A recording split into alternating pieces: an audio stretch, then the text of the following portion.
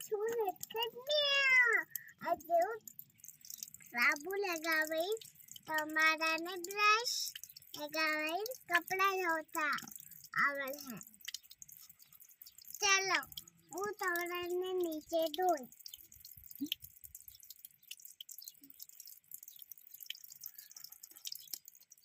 થોડુંક પાણી લેવાનું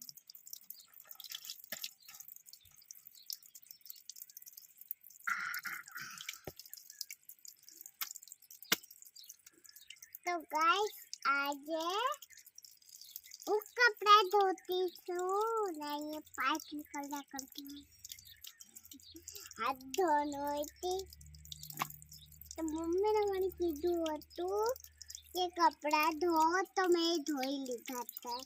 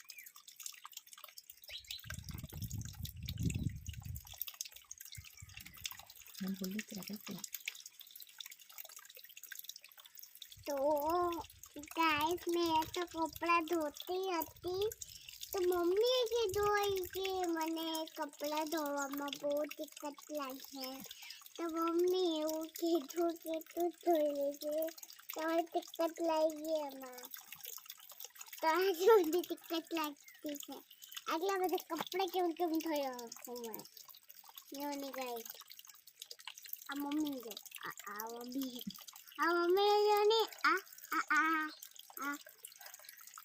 मम्मी जो थकी गई है रमने की कपड़ा धोती है तो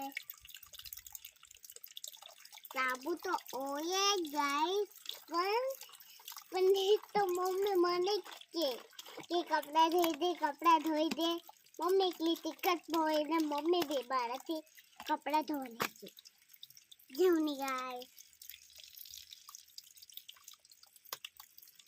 थापी लाओ मम्मी ચાલો તો આ થાપી આવીએ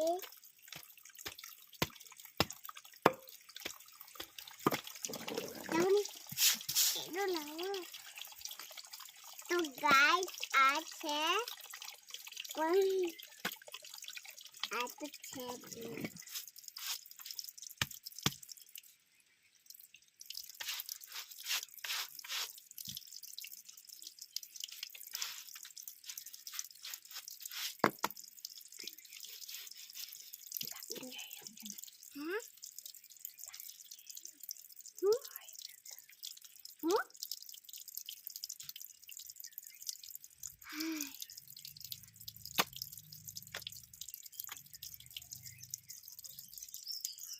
तो गाइस हमણાં मैं कपड़ा धोती छूं तो તમારે રસોડો બતાવવાની છું તો આજે હું તમને બતાડીશ રસોડો તો મારો રસોડો કેવો હોય તે તમે જોજો એકદમ સિમ્પલ તો છે જેની આ પાડી કરી આવી આ તો બહુ વાડી કર્યા કરે એટલું બધું પાણી નીકળે તો હું થાય એટલું બધું પાણી થાય હું થાય એટલું જ થાય ને પેલું ટાંકી તૂટી ગયું હોય એટલે પેલું ટાંકી તૂટી ગયું હોય ને એટલે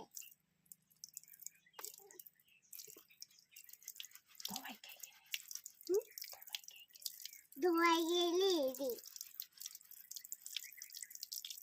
ધોવાઈ ગયેલી વાસણ નથી વરસાદથી ધોવાઈ ગયેલી એટલે આ તૂટી ગયું હતું રે.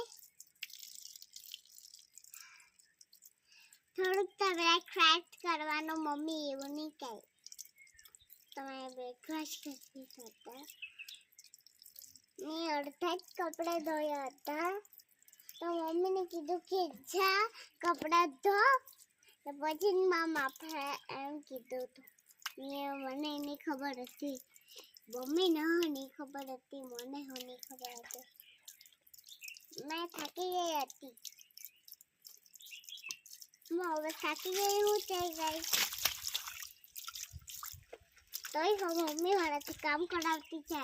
જો ને મમ્મીના મમ્મી તમે બી આવો ને.